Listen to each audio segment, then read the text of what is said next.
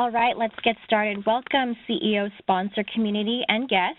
Thank you for joining this webinar on overcoming challenges facing BRGs in global complex organizations, a conversation with Theresa Welbourne and Will Lewis, the SVP of Diversity and Inclusion at Bank of America. Before I hand it over to them, I'd like to go through a few administrative items.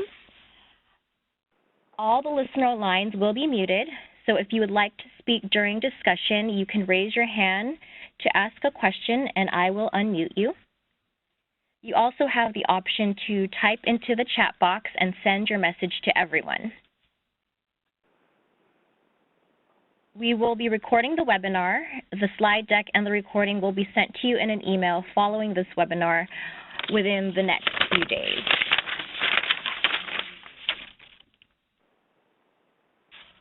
We would also like to invite you and your organization to our annual Employee Resource Group Leadership Summit, which will be held in Seattle on April 18th and 19th. This year is our 5th ERG Summit, and our theme is Achieving ERG Excellence, High Impact Through Engagement, Cross-Collaboration, and Leadership Development. This learning workshop is really designed for leaders of ERGs and other staff involved in diversity and ERG initiatives. Here on the slide is our registration link to the event. In our follow-up email with the slides and this webinar recording, I'll also include our summit agenda, which will show our full list of presenters, which do include Theresa and Will.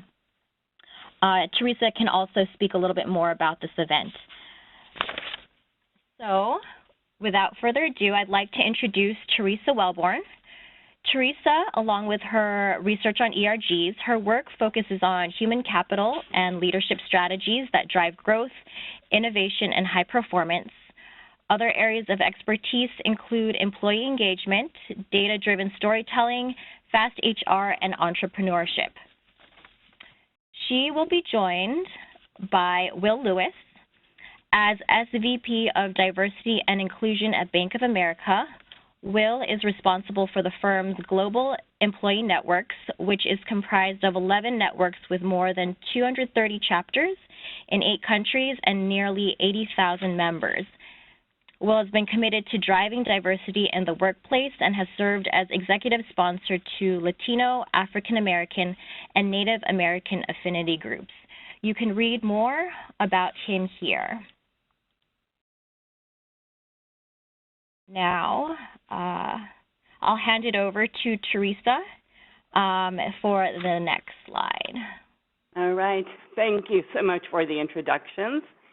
And welcome everybody who's on the line. It's great to meet you virtually if we haven't met before.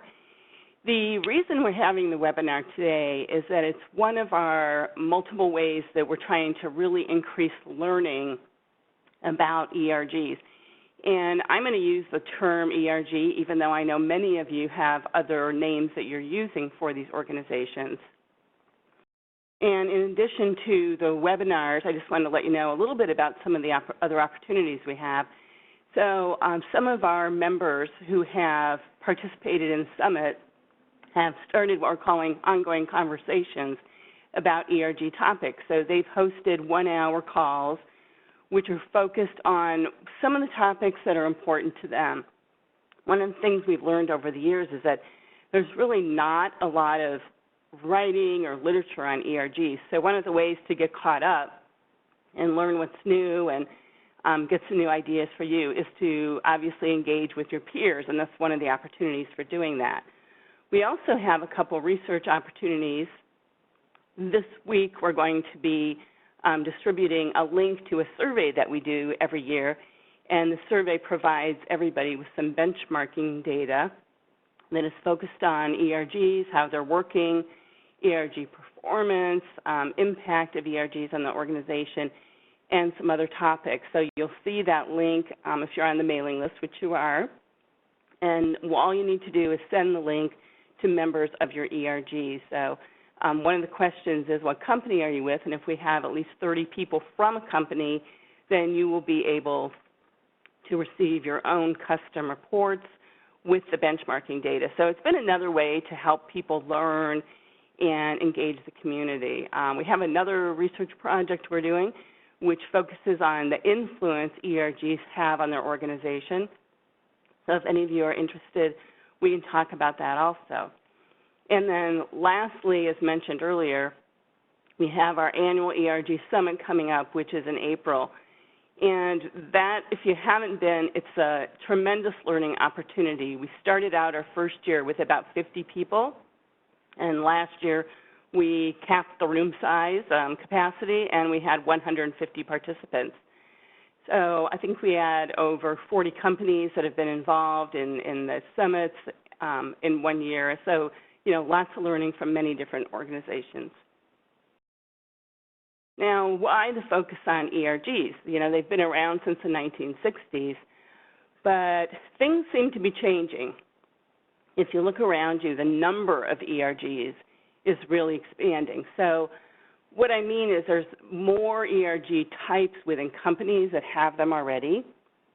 We're seeing more companies adding ERGs, and this is around the world. And it used to be the domain, I think, of big companies, but we're seeing now that small and even medium-sized companies are starting to add ERGs. In addition, the types of ERGs have expanded a lot. So we used to see ERGs focused on pretty traditional demographic groups, and now we're looking at ERGs on sustainability, millennials, age groups, lots of different kinds of ways that people identify at work. And, the key is, the reason this is happening is because ERGs are leading to higher performance. And we happen to have a lot of data on that.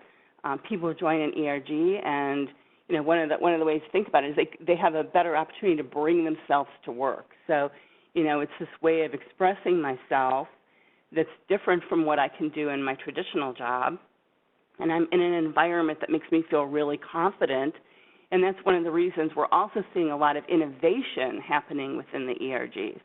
So ERG work is growing, it's expanding, there's a lot of interest, and we're seeing more and more evidence that they're having a positive influence. And particularly today with a lot of challenges that we have, there's an opportunity for ERGs to have a lot of impact, not just on their organizations and their members, but also the community.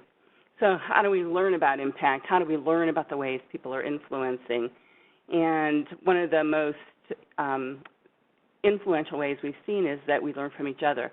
So with that, I'm really proud today to have Will Lewis with us. He has an amazing story of ERG success, and I know that you will enjoy hearing from him. Will is going to talk about his organization and what he's done, and then we do have ample time at the end for questions. So as we go along, you can write down your questions, you can jot them on the chat form, but make sure that you have them in mind because I know you want to talk to Will. And with that, please welcome Will to our webinar. Hey, thank you so much, Theresa. I appreciate you, and thanks, colleagues, for joining us today. I'm excited for the partnership that we have here, and I'm also excited about the ability to be able to share a little bit about our journey. I hope as a part of our conversation, we not only talk about Bank of America, but also spend some time talking a bit about each of your organizations and then how we can help each other in this journey that we're sharing. I'll tell you, I'm going to talk a bit about Bank of America and what we've done, but let me share a little bit with you about me first. This whole diversity and inclusion idea is something I fell into, right? I think about my parents and my upbringing and the things that we did as children, and I remember small things like my mother taking us to churches of different religions, just so we can be exposed and learn about what was different. I remember things like my great aunt, who since passed away, talking about LGBT issues. This is many years ago, before it was really in the mainstream to talk about some of these things. I remember going to family reunions and my biological family having all different hues, colors, and races as a part of it. And so my point here is diversity has really been integrated into the fabric of me long before this was my profession. Frankly, I didn't realize it was a profession. I did many other things in HR specialist world or HR generalist before coming over here to diversity and inclusion just a couple of years ago.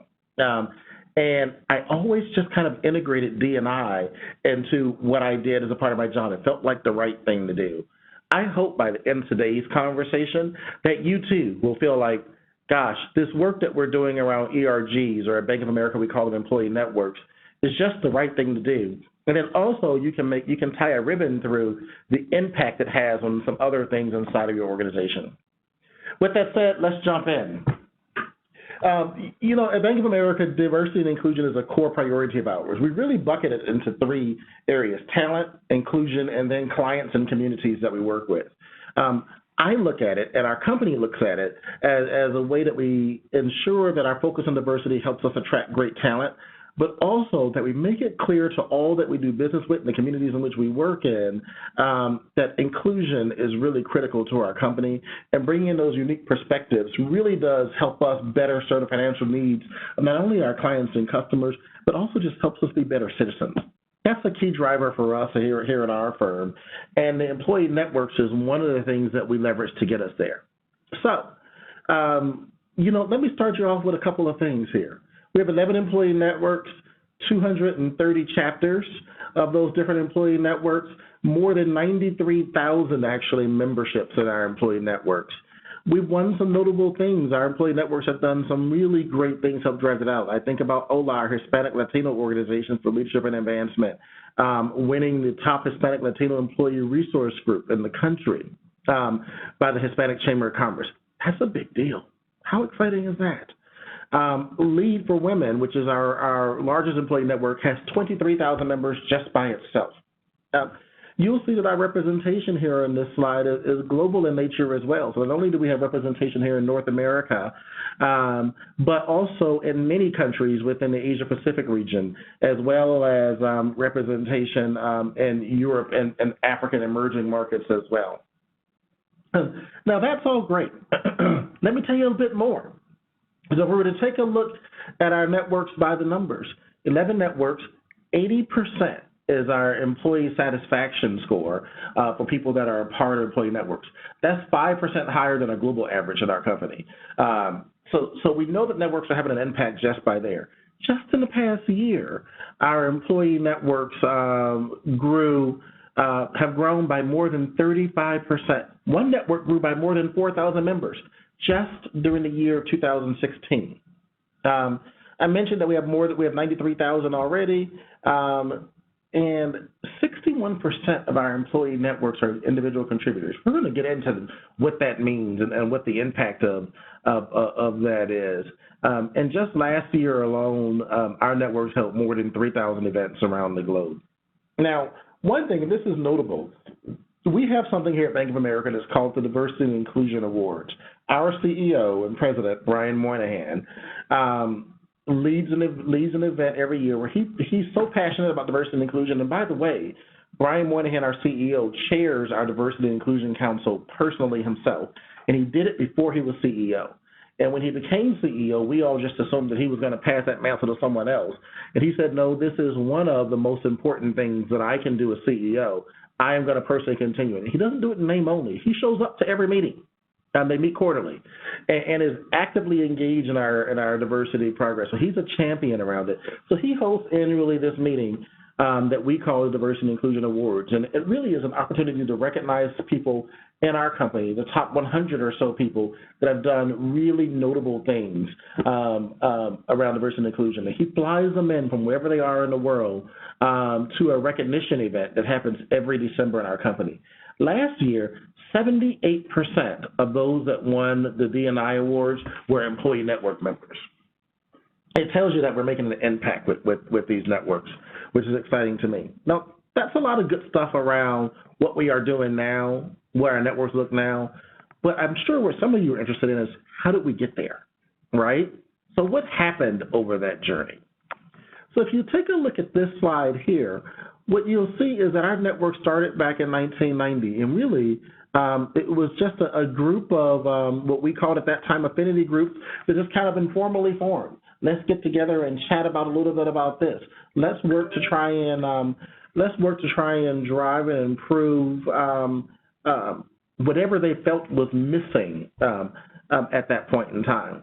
you can probably, and some of these started in legacy companies, right? Our company is a combination of many companies that have merged together over years. But some of the groups that started are some of the ethnic representations, right? Our Black professionals group, OLA, our Hispanic group, our women's group, are some of those groups that started back then. And after really quite some time, 15 years of just kind of having these ad hoc groups coming together, we said, gosh, and I don't even want to say we said, our employees said, we need more support. We need to really kind of shore this up in a different way. And it started with OLA, BPG, and Lead for Women. They all came, OLA being our Hispanic group, BPG being our Black professionals group, and Lead for Women. They came together and they said, the time has come where not only do we need to continue the good work we're doing, but we want to formalize it, add more structure, and they solicited from our CEO at the time support, formalized support for their employee networks. That was the first time back in 2006 where we actually dedicated Bank of America a resource to help support our employee networks and help drive that forward. Over the course of the next many years, our networks continued to evolve and grow and really began to engage more employees. We saw ourselves at a point by the end of 2011 with our associate affinity groups that we were up to about 40,000 or so members. We continued to, and so that was up from a small group of 6 people, have now grown to 40,000 people by 2011. And they really began to create a strategy that they saw as helping impact our company, impact our organization. I'm going to talk a little bit more in a second around how they formalize themselves. But I'll tell you, over the years that have ensued, the past 4 or 5 years or so, we've really worked to how do we enhance and ensure that our employee networks are a part of the fabric of our organization. We're going to talk a little bit about what that means now and how do we help drive that fabric of our organization. So our employee networks today, and have been for the past many years, are centered around what we call core pillars. So, you know, many companies have their core values, their core principles. Bank of America is no different. We have ours as well. But our employee networks, aligned with the company's core values, has 5 core pillars. They are workplace culture, business strategy, community involvement, professional development, and external recruitment. Now, let me walk you through each one of these to give you a flavor for what that really means. We really look, as it relates to business strategy, our networks provide their expertise and guidance on their specific network. So let's choose a network. We have iGen, our intergenerational network. That network has really been working closely with the business to create products that help us provide our customers what they need. So we're a financial services institution. So we have customers that may come in and look for us to help them manage their financial portfolio. And one of the things that they often ask, particularly from our millennials, is I want socially responsible funds to invest in. I want a portfolio that can really help me build out my wealth in a way that's really targeted and in a way that I feel good about morally as well, for whatever their value system is. Well, iGen, our intergenerational network, has really worked closely with the business and providing that viewpoint for millennials and helping mold what some of those products are that we've evolved. As a matter of fact, some members of our iGen have gone out to client meetings or potential pitch meetings with clients to talk about what we're doing here. It's just that important to our clients. And this wasn't something the business came to us and said we wanted. It was a group of employees who said, this is what we need. And that's how we created, and that's how iGen was born, if you will. In addition to that, we have our community involvement. Now, that's one that most people usually think about networks most for, at least here at Bank of America and to many of the colleagues I've spoken with in other places. Community involvement is really around how to be really socially and environmentally responsible. And it really is our community of volunteers. And so what we'll find is, and I mentioned BACCV in the writing here, that's Bank of America Community Volunteers. And what we really see and find in those situations is that when one of our networks does community involvement activities, they're going out maybe to the food shelter or food pantry. Maybe they're volunteering to help the homeless. Maybe they're doing Thanksgiving runs or things along that lines to really try and make the community in which they work in better than it was yesterday. Professional development is our next one. I think many of you probably do items like this, right? Resume building workshops. What we've really done is launch something that I think is fairly innovative. Our diversity learning team has helped us create what we call My D&I. It's a series that was created specifically for our 93,000 employee network members that's all around their personal development. So instead of each one of our 230 chapters having to create their own development activities for their chapter, and it may or may not be professionals and adult learning theory, what we did is we had our learning team, the learning team came to us with the pitch, and we thought it was a great idea, and they built out a monthly series that is delivered virtually. And that virtual monthly series really drives at the need for growth and development for each one of our individual members. Now, that's reinforced or fortified by having local discussion groups after each one of those sessions. So picture it. A webinar or some kind of visual representation where we can actually see the person through a video feed delivers a 1-hour session. After that session ends, locally you shut off the computer screen or your television screen in the conference room, and then locally you have a discussion group with a talking guide that we provided for them around what just happened, what we just witnessed, and how we can bring that locally and make it impact us here. It takes a burden off of each chapter from creating things, really helps equip them to really just talk about locally how this impacts us individually and what we can do to continue to reinforce this. Our networks have really engaged in that, thought it was an amazing piece of work. We engage our networks to help us with external recruitment, helping us drive more people of their particular affinity into the organization. And then finally, workplace culture. Now, workplace culture is really around how do we ensure that our environment is one that's inclusive, right? Helping ensure that we don't have derailing behaviors occurring near the water cooler or in the workplace. Helping ensure that no matter where you are, that you are bringing your best professional self to work every single day. Notice I didn't say your whole self because I got to tell y'all, there's some parts of one's whole self I don't want to see in the workplace. But what I do want is for folks to bring their best professional self to work every day. I don't need to see the person walking around their house in their socks, but what I do need to see is you not feeling ashamed of any part of your life, whether that be your race, your gender, your sexuality, your religion, whatever it may be. We want to be sure that your best professional self shows up with all of that in tow, because that's part of who you are. Your perspective is part of what makes us better as a company. Your differences is part of what makes this world a better place. And that's really what we want to ensure we create with workplace culture. Our networks really work to try and drive that out for us. So those are our 5 core pillars that we have here at the organization. I've told you a little bit about the journey that we've taken over the years. I spent some time talking about the 5 core pillars. And what you'll see here on the screen really is just kind of a summary of our employee networks here at Bank of America. Our robust ally programs, not only for LGBT, but for allies of all different sorts. And I mention that in particular because I think about our Native American Professionals Network. We call it NAPN. But our Native American Professionals Network is a group that is largely made up of allies, quite honestly.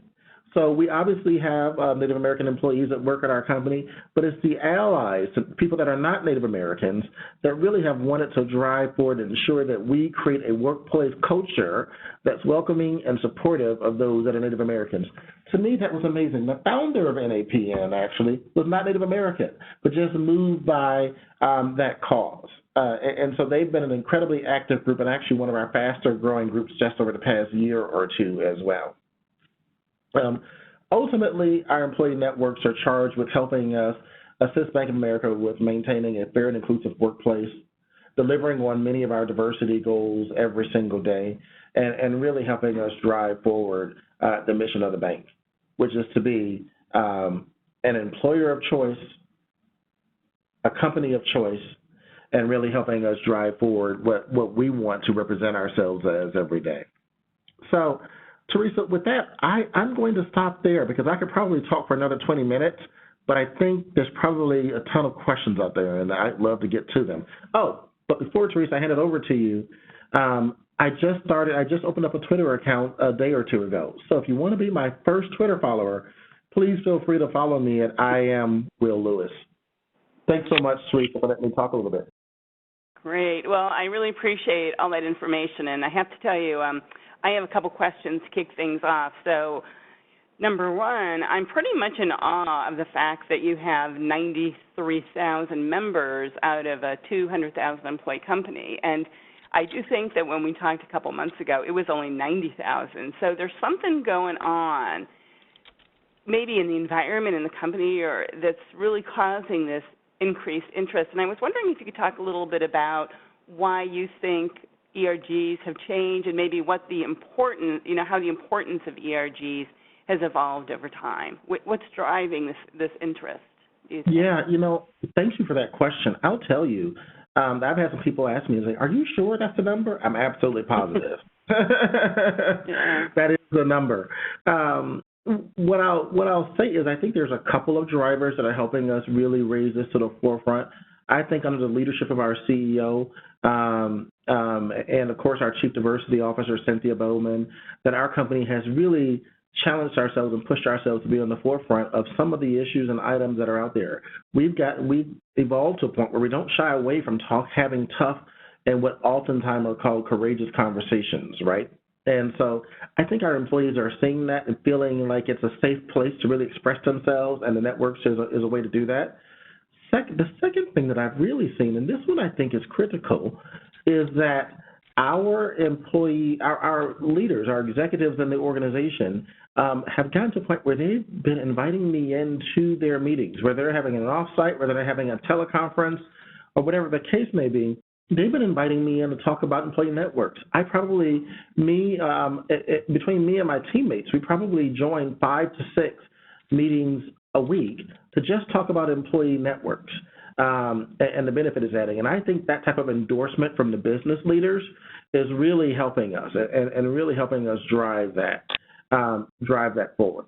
I think thirdly, what we're really seeing is the network members themselves. So, at our we hold an annual employee network summit. We bring together the top 200 or so net leaders together to really give them some focused development and some focused activities. And at last year's meeting, when we ended the meeting, we kind of had this 30 minutes or so where we allowed each of them to kind of talk about what impact they had and why it was so important. And one of the people said, gosh, this was so impactful to me. I just really wish there was a way that we can have more than 200 people here. We can really get this word out to others. And what I said was, well, you don't have to come here to have that impact. I'm giving this information to you so each of you can have an impact. So you have a charge. Each of you are charged with bringing in 2 new members into your employee network. That's your charge. And at that point, we had 79,000, I think it was, employee network members. This was a year ago. I'm convinced that they heard my call and that 200 people walked away and said, I'm going to bring 2 new members in. And there was a beginning of a cascading effect. I have no evidence to prove that out, but I'm convinced that that's part of what's happening here as well. Yeah, I appreciate that. And I have one more question before I turn it over. It looks like we're starting to get some questions from everybody else. What about the people who are not in ERGs? Because we've done a little bit of survey work where we've collected data from ERG members and a random sample of non-ERG members, and there seems to be some anger from the non-ERG member groups. Why are they so special? When are we going to get our turn? I'm wondering, as you've expanded, if you've seen any of that and how you've dealt with that issue. Yeah, I will tell you, we have not had a lot in that area of experience. And as a matter of fact, but what we have tried to do is start to focus on educating those people that are not a member of our employee networks on the benefits of being a part of an employee network. So we become very overt with, here is what you can learn from being an employee network member. Here are some of the things that you can impact. So I believe that our employee networks can impact whatever your interests are as an employee. So we've had to change the way we talk about our employee networks. Instead of only talking about professional development, we've evolved our how we communicate. So we talk about professional development. We talk about being involved in the community, but we also talk about business growth and development. We talk about influencing the impact that that we can make on the products and services that we offer to our clients and customers. I think that expansion of how we message ourselves and also creating a path where folks really can impact things in that way and then showing evidence of that fact has made a difference. And those employees that are not a part. And I think that's also probably a part of our growth, but also it's driving people's attendance or participation. And I think it's at least, even those that are not formally a member, has made them more aware. Now let's talk about opportunity, Theresa, because I think there's a flip side to that, right? I think we do have an opportunity here at Bank of America. One of those opportunities is the electronic tools and resources that we offer from our EN members. You know, this is largely an organically grown group of 93,000 members. And so we have a little Band-Aid over here and a rubber band over there and a paper clip right here that's kind of holding together how we all work, communicate, and talk to each other. And we're focusing now on how do we make this a bit more formal? Meaning the tools, electronic platforms, and member management, event management, how do we really help to drive that out? That's something we do have, but it's not particularly good right now. And so we're working on really trying to drive that out and make it better for us, make it better for our members today. Yeah, well, what I heard, one thing that's important is the marketing, because if I go back to some of those organizations that had the negative comments, they were associated with not really understanding the ERG. So it sounds like you're getting a lot of benefit from really well-done communications and education and marketing. Absolutely. Yeah. Great. Well, it looks like we have a couple questions. I'm not sure if you can see them in the chat, but let me just run through them with you. So we've got one question that asks about the religious groups in your network. They noticed that there were not any, and they wondered if there was a reason for that. Yeah, you know, religion is something we're exploring right now. I wouldn't say that there's just in the past year or so, we've had some employees ask us about religious groups or the consideration of religious groups. So I think it's something that we're exploring right now. I've been talking to some other companies that do have religious groups or have maybe just one interfaith group or something along that line.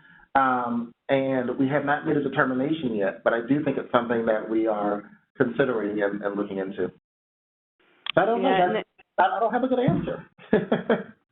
Yeah, and then again, this individual goes on to say they've had a recent request for a religious group that prays for the safety of their employees, and they're evaluating, you know, the value of that, and wondering about equipping, you know, employees to engage in that kind of a dialogue.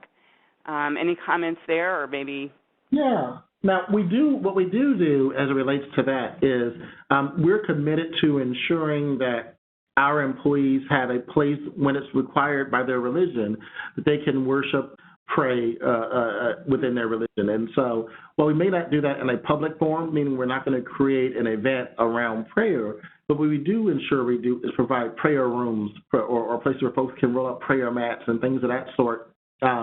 So employees can worship their religion. We certainly don't dissuade it. We want to ensure that folks don't feel as if they can't bring that part of themselves to work, because you absolutely can. We just don't have a network that's focused around it, but we want to ensure that we provide a fair and balanced workplace, and one where if prayer is a part of a part of your religion, that we provide you support to ensure that occurs. Right, and there's another question on a topic I know we've talked a lot about, the globalization. They're asking if you have any employees outside of the U.S., and then what are some of the best practices for engaging them and getting your non-U.S. employees to join the ERGs or your employee networks? Yeah, we actually have many employees outside of the U.S., and so what we've done is we've created chapters in some of those places. Like for example, I was in Hong Kong at some point last year, and during my time in Hong Kong, and I went down to Singapore as well to visit that chapter, but we have lots of chapters throughout Asia and then also chapters in Europe as well. And how do we keep them engaged? We actually drive them forward with the same framework that we leverage in the U.S. And what we don't have outside of the U.S. are the ethnic networks. And so I'll go back to the slide that kind of shows our networks here. And what you'll see when you look at this slide is that outside of the U.S., you don't see a large representation for our ethnic networks. So what you do see are networks focused on military, disability, women, and then there's a multicultural network in EMEA, which kind of brings together all. What we found is some of the challenges there is not around forming a network, because we have interested employees. We have folks that really want to be a part of networks and making their workplace better, and we leverage a very similar framework that we do here in the U.S. for them. Our challenge in some of the countries is the culture external to Bank of America. LGBT is a great example. So I was in Singapore, and I was speaking with an LGBT associate last year, and they wanted to start a LGBT network. As a matter of fact, I'll share two things here. But there was this concern based on the laws in that country over whether they should do it in safety for employees. So we're working through creating an ally program there that's not necessarily an LGBT network, which will give an internally safe place for our employees to speak and talk. And even if they are LGBT, they can declare themselves as an ally as opposed to LGBT, thus making them feel a bit safer than they are when they leave outside of our doors. And of course, we want to ensure that we do everything we can to ensure our employees are safe coming to and from work, and certainly inside our workplace as well. The second thing I will add on that one is, while I was there, I had an opportunity to meet with many folks from other companies, so other financial services organizations that were there through this group called Diane. And when I met with leaders from this group, it really did help me understand that other companies are facing the same challenges, and we're working to form some kind of alliance together to ensure that we're working to influence all of our employees, and hopefully the communities in which we're doing business in there become more open to our differences. Yeah, I have one follow-up question to that. When a company decides to go global, do you have any suggestions for the best way to do that? For example, I see a lot of them seem to start with a women's group. Is that the easiest one to do? Or, I guess what else? What do you think in terms of the best group to start, or ways to start it outside of the U.S.? Yeah, that's a great question. I'm not sure I would say that there's a particularly best group. What I always found when we launch new chapters, we go the way where there is the most interest, right? So in India, our first group was DAN, our Disability Awareness Network. Because that's where there was interest, and that's where there was a pull. So I like to go where there's a pull as opposed to pushing my way in. And what I found was to also go in with an open idea. While we certainly have a really built-out framework here in America around how we drive our networks forward, and there are some guidelines we won't be able to deviate from, I find it really important to go in with open ears and eyes first, open mind most importantly, and listen to what those leaders are, listen to what those leaders' needs are. Be really clear on what their goals are and why they're creating a network, right? Because I think we may go in with certain assumptions as practitioners in networks ourselves, but when we get there on the ground and we take some time to listen to them, it's like, wait a minute, I thought this is terms of a network, but they are really looking for something different, right? In India, for example, they were looking to really drive some regulatory things in our network, which is not what I would have thought coming in the door. But because I took the time to listen, it impacted how we worked together and how I was able to advise them on their strategy. And then I think strategy is important. The second point I'd make here, Theresa, is when we think about that strategy, have one. Like, just don't make it a list of events or just a list of activities. One of the things I found most helpful, particularly when expanding in the U.S. or even and particularly outside of the U.S., is ensuring that whatever they're doing ties back to a strategy of some sort. Because if it doesn't, you're just throwing spaghetti against the wall and seeing what sticks. And I think our goal here is to be able to tie it back. I think that's another one of the reasons our networks continue to prosper, is because everything they do has to tie back to a strategy. And that's also, by the way, how we vet applications or recommendations for new networks, right? If someone comes to us and says, I want a new network that's focused on planting trees, the first question I would say, well, let's talk about the 5 core pillars.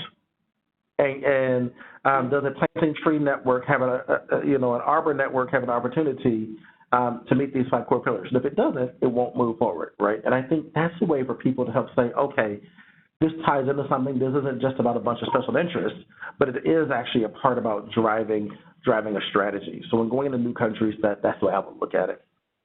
Okay. Thanks. Appreciate that. There's another question about what you measure. So the question in particular is, do you measure network reach, as in local versus global? But maybe the overarching question is, what kind of things do you measure, including maybe the network reach and what they're doing? And I saw some numbers in there already, so I'm sure that's a part of what's made you successful. But if you could talk more about that, that would be helpful. I don't know what network reach means. I didn't see the question. Is there a bit more definition behind what that means? They're just saying local versus global, and that might have been a question before you started asking about your globalization. But I think the idea of measurement in there is really interesting, and maybe you could talk about that a little bit. Yeah, absolutely. So we measure several things. We have what we call a progression model here at Bank of America, and I mentioned those 5 core pillars. Within each one of those 5 core pillars, there are 5 stages of progression. They start off at kind of the entry or junior level, and they go all the way up to advanced, right? And so each one of the networks have an opportunity to measure themselves for each core pillar within the progression model. Each network and each chapter within the network annually measures themselves. And so they do a self-assessment for network members, network leadership, the executive sponsors, and they each get in their own survey, and they get to rate what they think of it, and also give some qualitative feedback as a part of it. So there's a number rating, and there's a qualitative feedback portion of it. And then based on the outputs from those rankings, each network comes out with an aggregate score, as well as a scorecard with recommendations on things that they should focus on in the upcoming year. And those all become feeders into helping them drive their following year strategy. And so I won't give away anybody's score, but what I will say is let's use a hypothetical, and let's use the Asian Leadership Network, for example. Well, at the aggregate for the 5 core pillars, let's just say they came out at a 3.4 for the end of the year 2016. And what they found out was their biggest opportunity was business strategy. Well, if that were the case, what they would then do is they would leverage this annual offsite where they're going to bring together their leadership team, and they're going to build out a strategy that, in addition to continuing to support the other 4 core pillars, they're going to create some focused efforts around business strategy. What other executives and business leaders from our company can they bring in? What are some of the specific things they're going to do to help drive that strategy forward? How are they going to measure the success, and what's their target and goal line? That'll become part of their strategy, and that strategy ultimately gets submitted to my office, and that's part of what I go back to those leaders. We treat it like a business. They have a scorecard, and quarterly we have a discussion around that scorecard. I meet monthly with them to do a business review, and at the end of the year, we actually go back and we say, how did you move along in your goals here? And then also, and this one is an important one, it wasn't asked, but I'm going to volunteer it, is also we have created a mechanism for our employee network members to include their work and efforts in their performance plans. Because we think it's really important for managers to see the work that these employee network leaders are doing outside of their day jobs, and it's an opportunity for them to showcase skills that they've developed that are not skills they would necessarily get in their day jobs. In many cases in our company, it's helped pave the path for a different or a new role as well. And so twice a year, we hold targeted sessions that really focus on providing that knowledge to our folks. Like right now, we're in performance setting time, and we held several sessions over the past 30 days, which really said, folks, here's how you include this in your performance plans. And at mid-year, we're going to talk about how you have that conversation with your manager. And we hold one for managers that's around what you should be expecting from your employees and how do you ensure that you're giving them the appropriate opportunity to express themselves for the work they're doing in employee networks. I think all that ties together, gives us measurement on performance plans, gives us measurement on the health of an individual chapter, gives us measurement on the health of our employee networks as a whole. Yeah, I would agree. It sounds like you've really got a lot of support for them also, which must be helping with the growth. We have another question. Hold on. I wouldn't go that far. We don't have a lot of support. All right. It's 1.5 people that really kind of help do it. So me wow. and okay. So we do a lot, but it's a small group that focuses just on employee networks. Okay, that was probably a really important answer for everybody on the call to understand. Yeah. There's another question about something that was in your presentation. Nancy asked, you mentioned the high number of individual contributors in ERGs. What is the reason for that? And have you tried to focus on getting more leaders involved? The answer is yes, we continually do efforts to try and get more leaders involved, but let's talk about the high number of individual contributors. 62% of the people that are part of employee networks are individual contributors. I think that's actually probably just the normal bell curve for our employee population, right? At most companies, you just have more individual contributors than you have managers.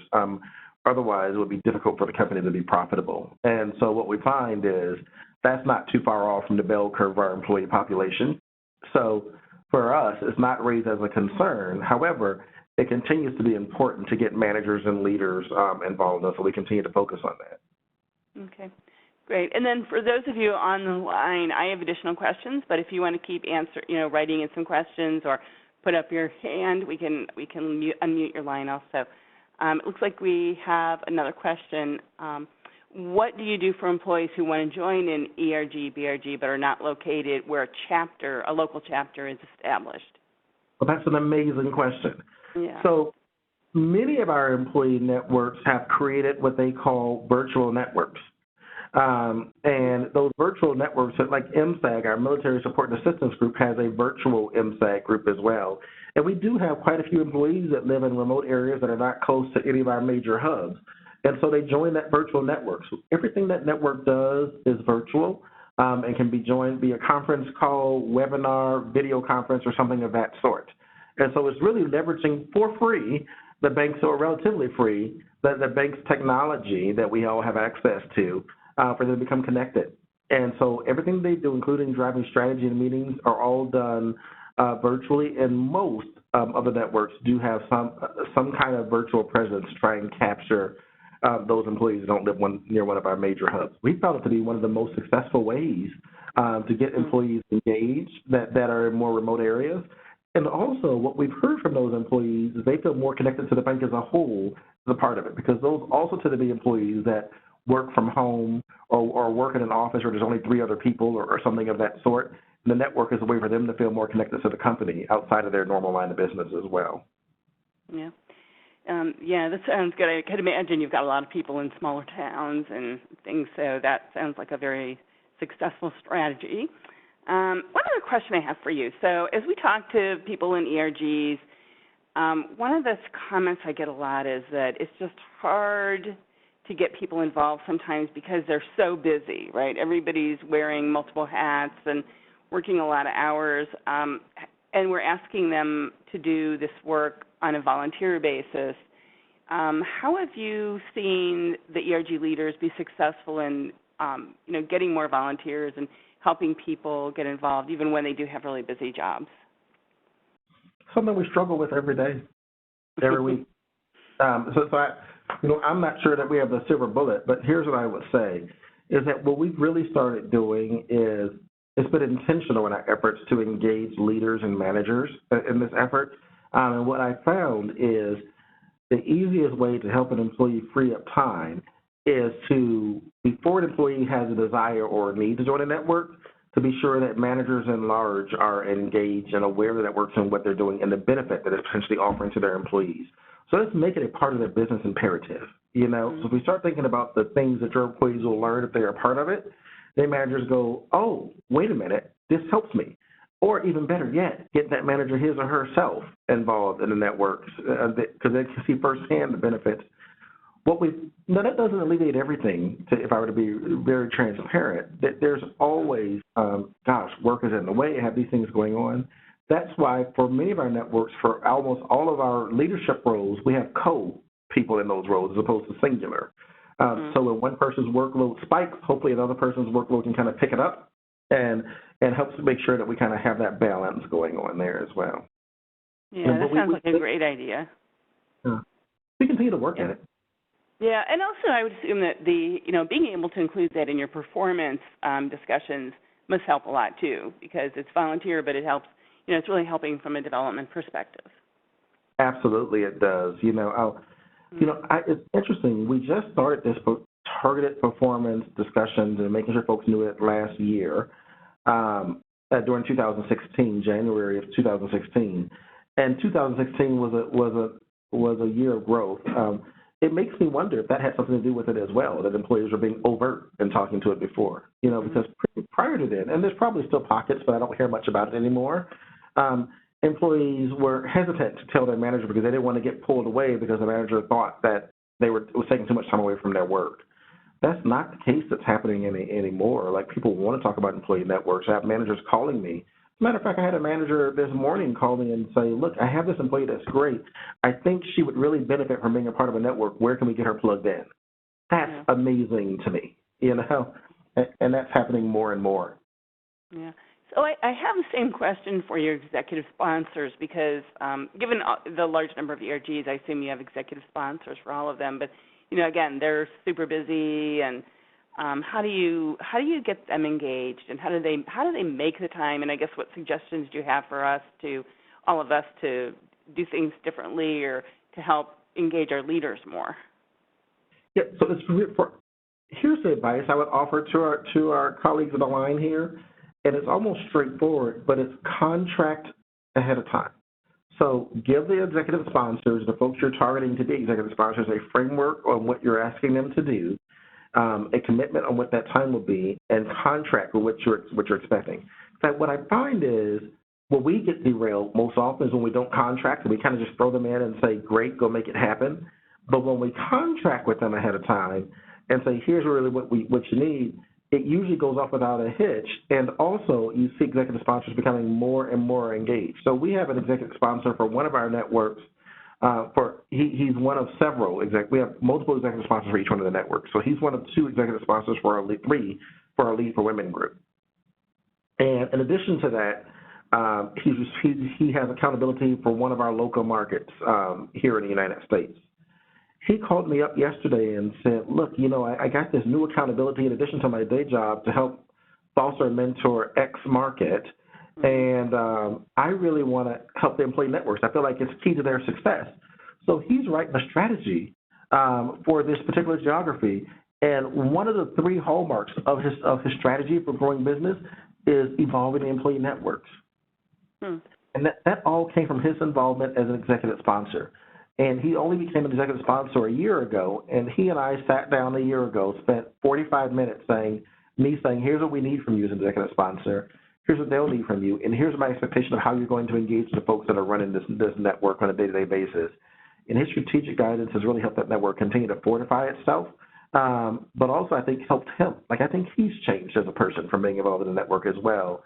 And I fear that if I didn't have that kind of and the network leaders didn't have that contracting session with him a year ago when he came on board, he would have probably been complaining every step of the way, it's so much work, I didn't expect this, but we set expectations. And I think all of us just want that. We just someone to set expectations with us, right? Tell me what you need from me, then I can deliver. We probably have that discussion in our day roles, right?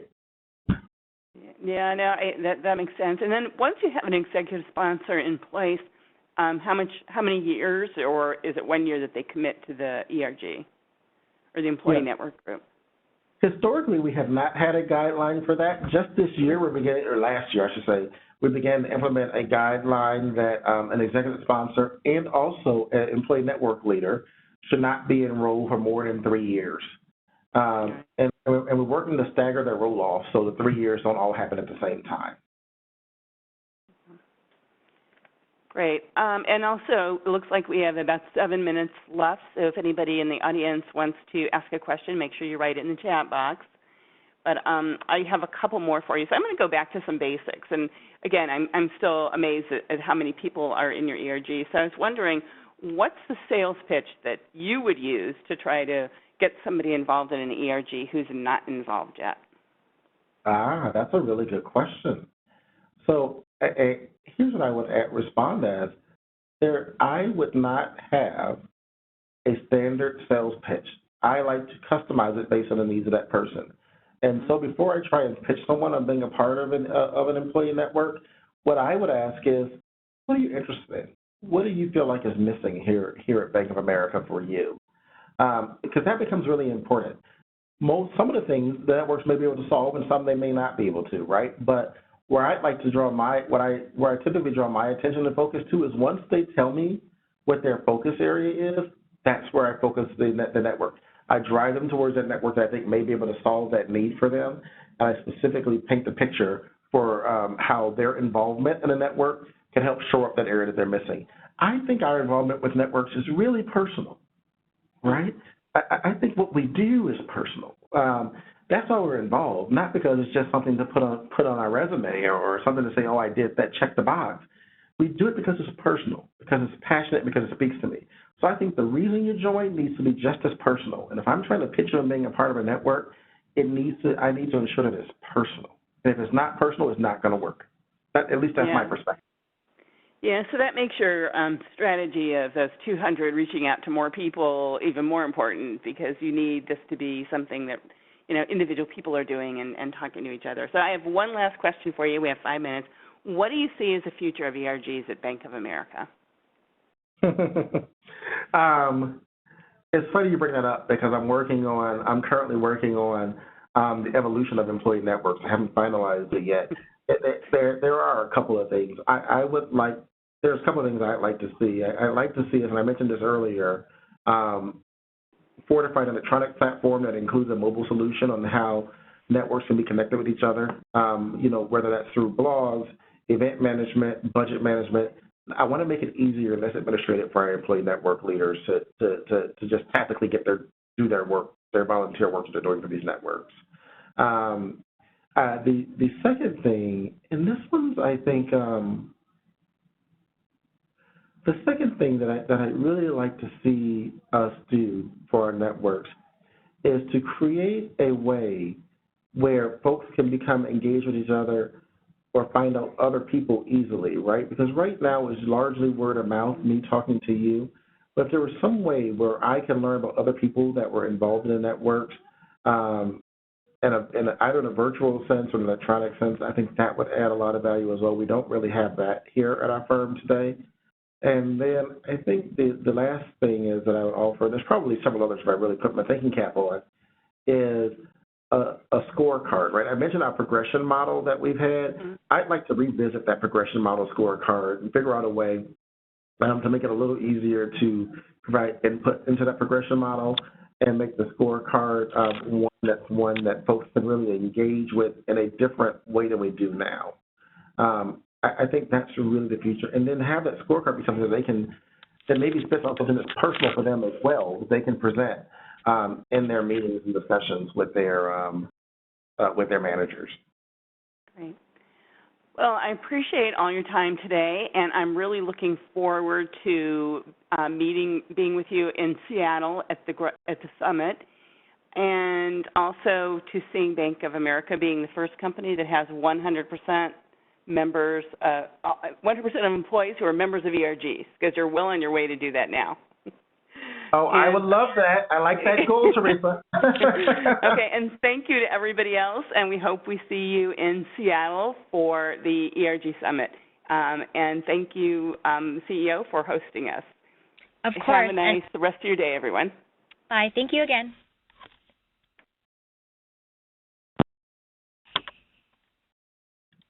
And stop recording. Please save it.